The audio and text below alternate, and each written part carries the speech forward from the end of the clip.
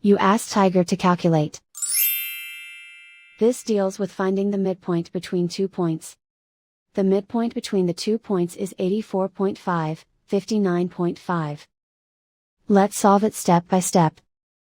Plot the 2 points and calculate the midpoint using the formula.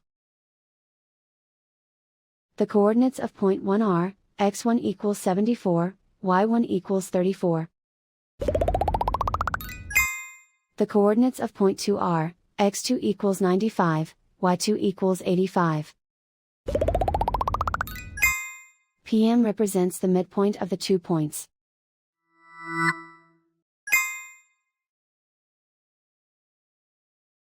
Use the x values in the midpoint formula to find the midpoints x.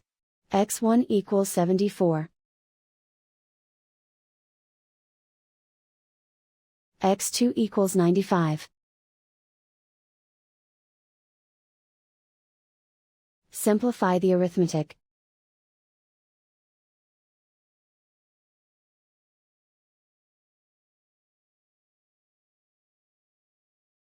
Use the y values in the midpoint formula to find the midpoints y. y1 equals 34. y2 equals 85. Simplify the arithmetic.